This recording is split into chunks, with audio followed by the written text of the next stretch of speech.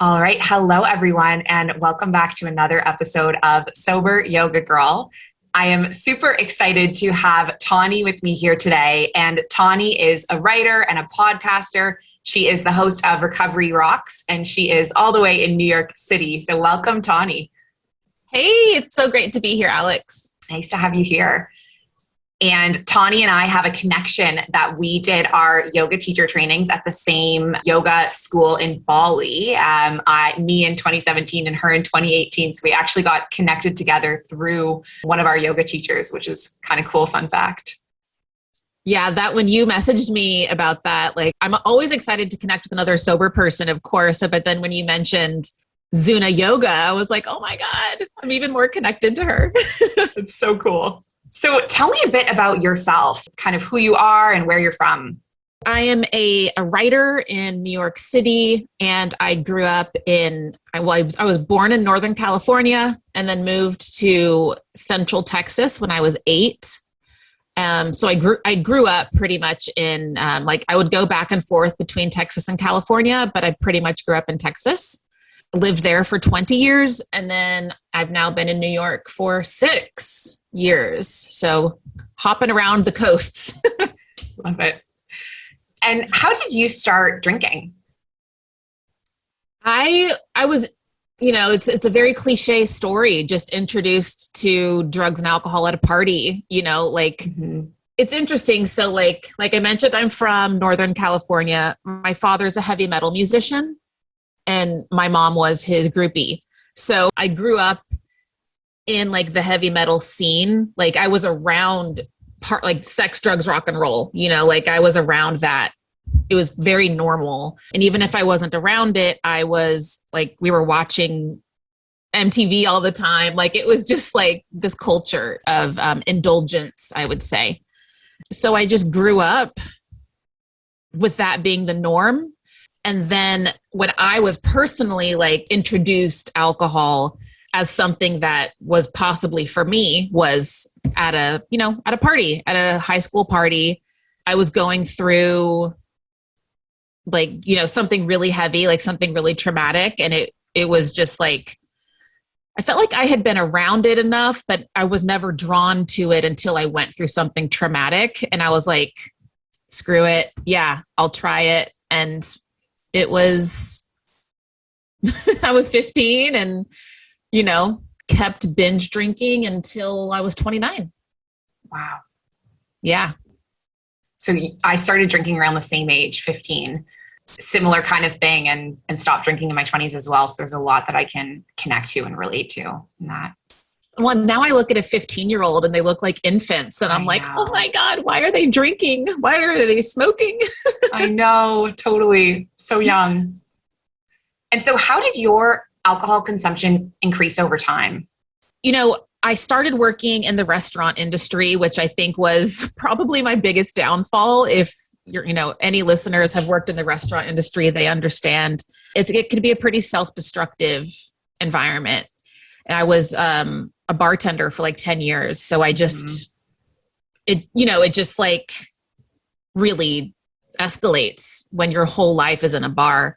It just, started as a fun thing I did at parties on the weekends. And then it turns into, I was never one of those wake up in the morning and start drinking type of people. And I bring that up because people think that's when you have to stop drinking, Yeah. So I think that's an important distinction to make where, when I did drink, I drank to excess.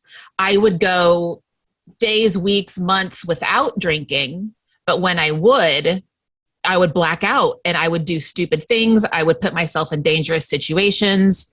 So, I think it's important to provide that nuance because substance abuse is depicted as someone who loses everything. And that can be the case, but not always. Yeah. And that is something that I can connect to as well, because I was never the morning drinker. And I was a teacher all throughout the time that I was having a problem with my drinking. And I think there's people have such a headspace of you have to hit rock bottom before you get help. But I think it's Belle Robertson who says you can hit a low bottom. So you don't have to hit all the way to rock bottom before you you recover.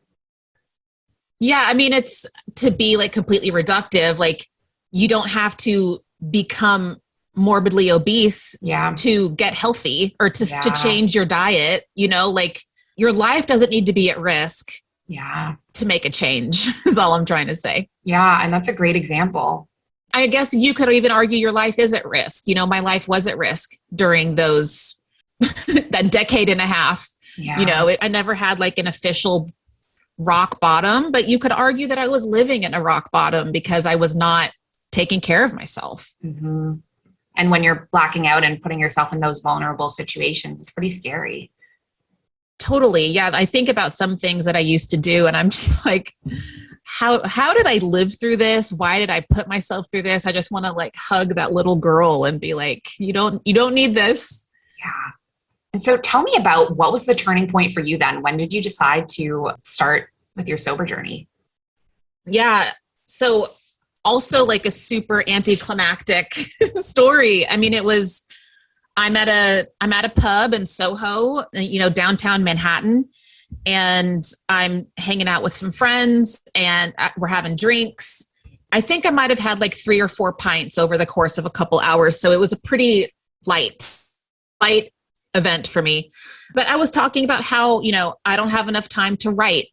Mm-hmm. And my friend was talking about how she doesn't have enough time to audition. And, you know, we're like, there was something that really snapped in me when I left the pub because, you know, I went into the pub and it was daylight and then I left the pub and it was, you know, street lit. And there was something in that switch of like, you just spent 4 hours talking about how you don't have time to write in a pub, you know, like it finally clicked, I guess. And it just felt different. Like I woke up the next morning and I was just feeling kind of groggy and, you know, didn't go to my workout. And, you know, it was just like, and I just like looked in the mirror and I was like, this isn't cute anymore. Like, what are you even doing? Like you moved to New York to be a writer. Why are you just talking about it? And so that I didn't realize it at the time, but that was my last drink. Wow.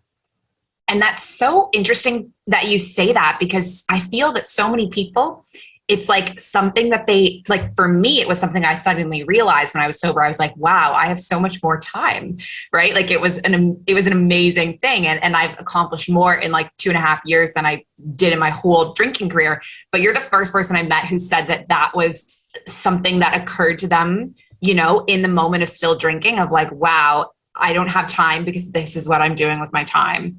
That's a huge kind of like aha moment.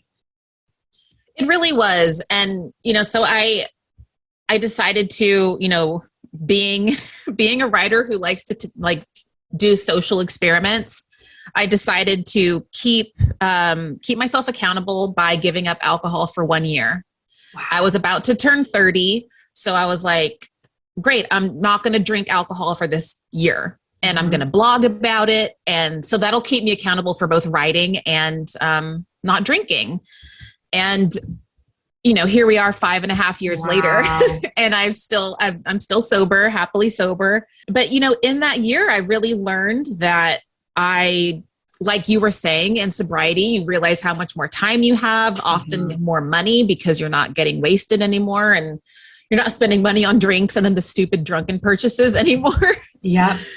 So it just like about halfway through, it just felt, I was just like, I'm not looking forward to the end of this year. I was like, this is great. And so I just never went back to drinking. And, you know, the blog has since turned into documentary and a podcast. That's and amazing. Freelance writing career and, you know, writing a book. And it's all, and it's like, it's so ironic because I quit drinking because I didn't have time to write. And now all I write is about sobriety. Wow, that's amazing. That's an amazing story.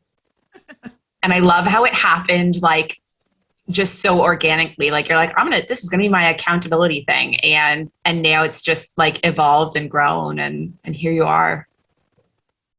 I mean, I feel like you have to approach a creative project like that, you know, like if you have a particular goal for this, I mean, I guess it doesn't hurt to have a goal for something, but it's like you can't hold on to that so tightly. You really have to trust that things are just going to work out the way they're going to work out. And you really only have control over yourself and how, you react to things. But because I think that was a big difference for me, because I was so like obsessed with goals before. And the fact that like this just happened because I was open, like it just felt really validating. It's amazing. And so tell me more about like what different tools you used in your early days of sobriety to help you. I know the writing helped you stay accountable, but what else was kind of in your toolkit? Yeah. So I did not go the traditional AA 12-step route.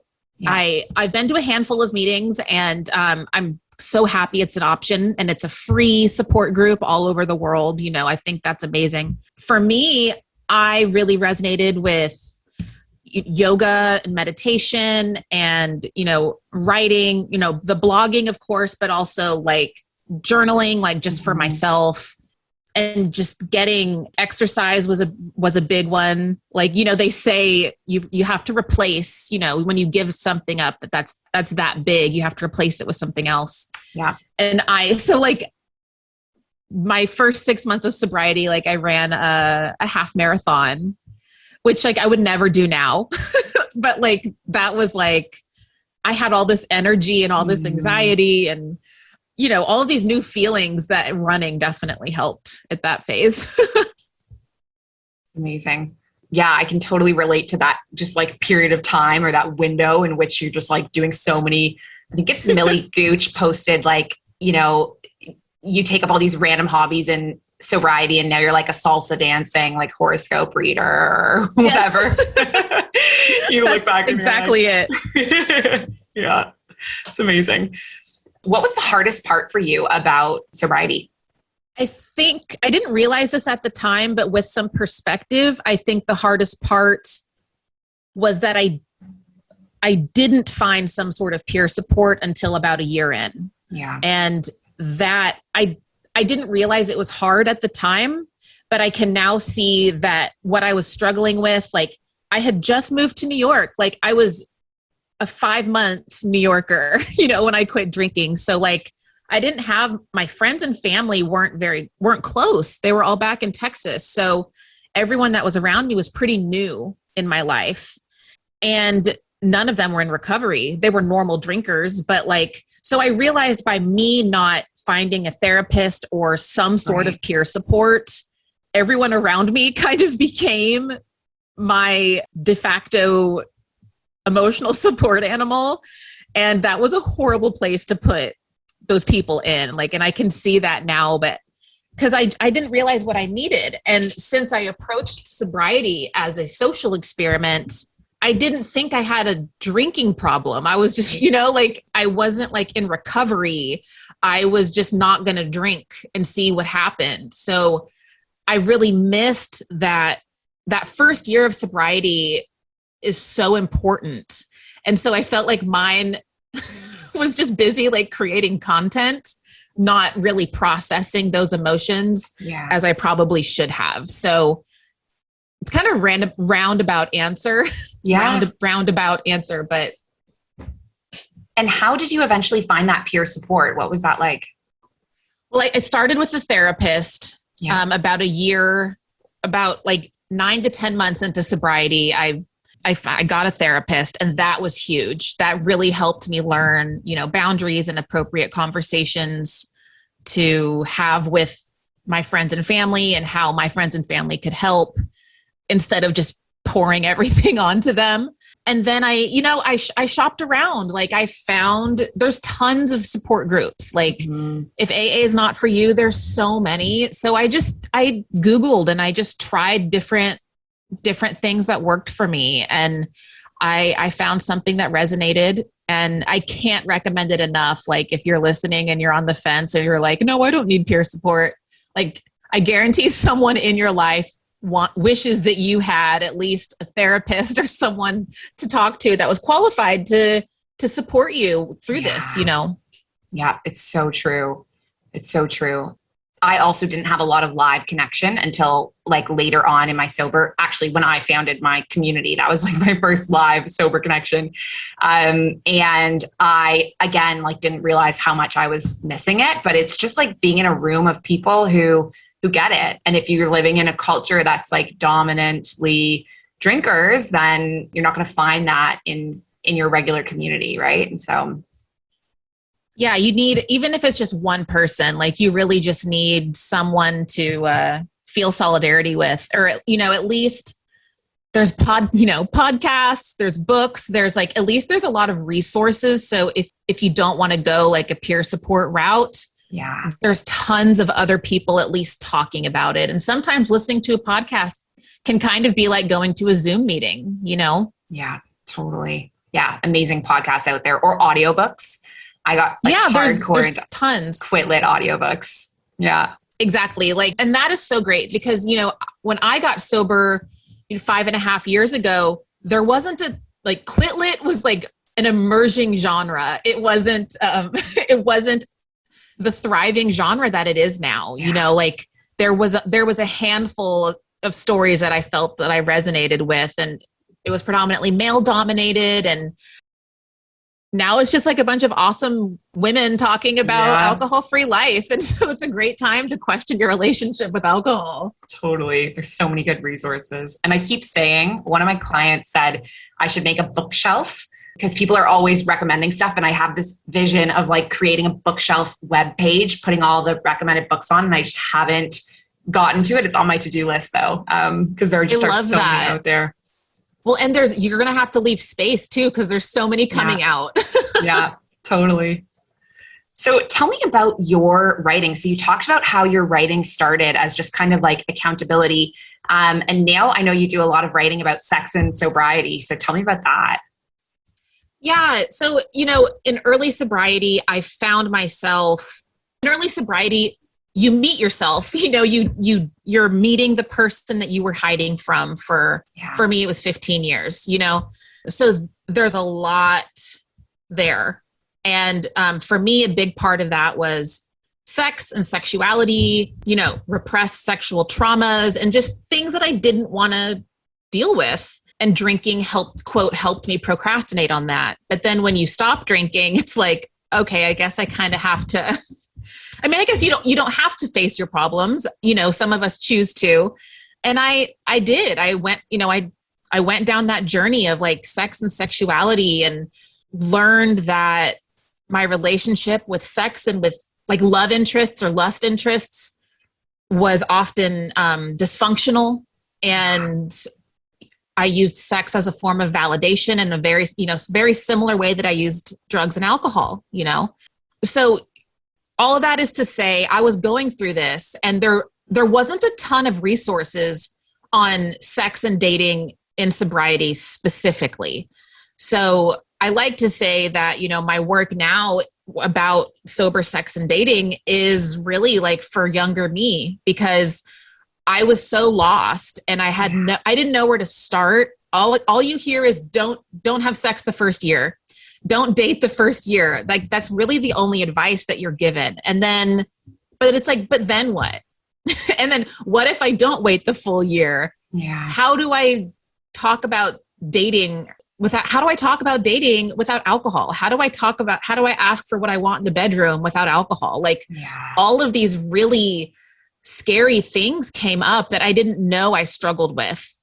So, you know, that's really where all of my work is now, is just being that resource. And there's still not a lot of conversation about it 6 years later, you know?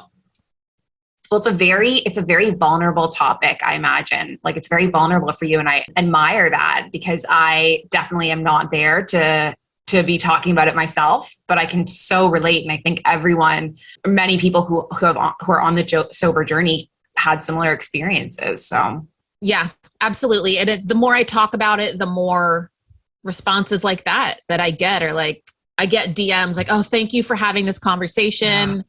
People asking me questions of, you know, how do I tell this guy that I'm seeing that I don't drink alcohol? Or, you know, I want to ask my husband to do this, but I don't know how to do that without a glass of wine first. Yeah. And I'm just like, wow, people are starved for this conversation, Yeah, you know? totally. Even people that still drink, you know, like that's what's my biggest surprise was that I thought that the conversation was really just going to be like sober folks or at least sober curious, but there's people that like have a quote normal, healthy relationship with alcohol, but they're interested in this work because they're like, oh yeah, like I use alcohol as liquid courage sometimes. I'd love to not do that. Like that's blowing my mind that those people are interested too. Yeah. Yeah. Oh, that's amazing. And you mentioned your book that you're working on writing a book. What is that about? Yeah, I'm writing a book about sober sex and dating and relationships. The how-to guide that I needed 6 years ago. Love it. I'm finally writing it. So yeah, I'm excited. That's amazing. What stage are you along in that? How is that process? Very beginning stage, you know, so stay tuned, but it's something I've committed to for like 2021. I drastically cut back on freelancing and I'm just like, I'm focusing on, you know, book proposal, getting an agent, really like selling this book, you know, like that's my 2021 vision. And then, you know, that's where all my energy's been. So send all the good vibes. Oh, 100%. That's amazing. And you also host Recovery Rocks. So tell me a bit about that. Yeah, my friend Lisa Smith and she is the author of Girl Walks Out of a Bar. She was a lawyer in New York City who had a cocaine and alcohol addiction. So that's a memoir about her experience. So yeah, she and I co-host and it's called Recovery Rocks because we talk about recovery and rock and roll.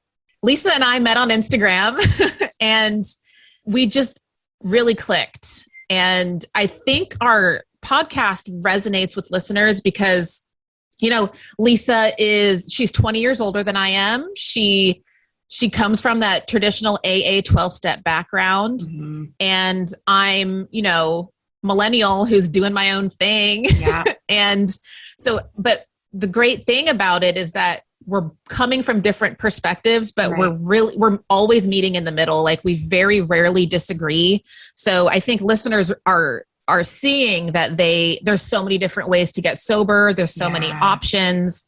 And I think having two different perspectives from different age groups provides some nuance to the conversation. Yeah. Oh, that's amazing. And I'll definitely have to check out Girl Walks Out of a Bar. I haven't heard of that one. So cool. And what is I guess you kind of mentioned your book is coming up, but what is your vision for your work in sobriety? Like, where do you want to take it? I'm writing this book on sober sex and dating.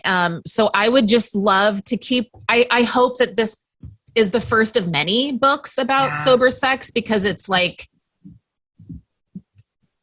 everything, there needs to be multiple books and multiple multiple people having these conversations. I think it's an important topic and I would love for more people to have it and for people to read the book and share it. And kind of like I was saying about the blog, like you can never really have like a specific goal or like idea. Like you can have an idea of where you want something to go, but you can't like be so laser focused on it. You can't obsess on that. Like I can really just pour my heart into the book and trust that that it's my best work and, you know, hope that that people receive it. Yeah. Oh, it's amazing. So I have one last question for you. If you were to give advice for someone, if someone was looking for advice for starting their alcohol-free journey, what would you recommend? It's a great question. I think my biggest lesson was that I spent so much time comparing my relationship with alcohol to other people's relationship to alcohol. So, and what I mean is like when I was binge drinking, I'd be like, oh, well, at least I don't drink as much as she does. Or at least my life isn't that bad. Like I would just compare. Yeah. And so like that gave me permission to keep drinking. So all of that is to say, don't compare your relationship to alcohol with someone else's. Like, only you know if it's a problem. And if you're finding yourself Googling, do I have a drinking problem? I hate to say it, you probably do. And that's okay. Like, that doesn't mean you have to stop drinking forever. It doesn't mean anything other than maybe take a step back and reevaluate some things. Yeah. Oh, this is great advice. That's awesome. And I've done the Google, do I have a problem? Of course, with drinking? You take the tests, you're like, if you have 8 out of 10, I'm like, well, I don't really have 8. Maybe it's just 7. Just like the mental gymnastics. But it's like, if you're Googling like anything like that, it's like, yeah, it's probably you. Yeah. Oh, well, Tawny, thank you so much. This was an amazing episode. It was so nice to finally get to sit down with you and chat and hear your story, which is so inspirational. And I'm sure lots of the listeners will be interested in checking out your work and your show and finding more about what you do. So thank you. Thank you for having me. It was amazing to meet you. Take care.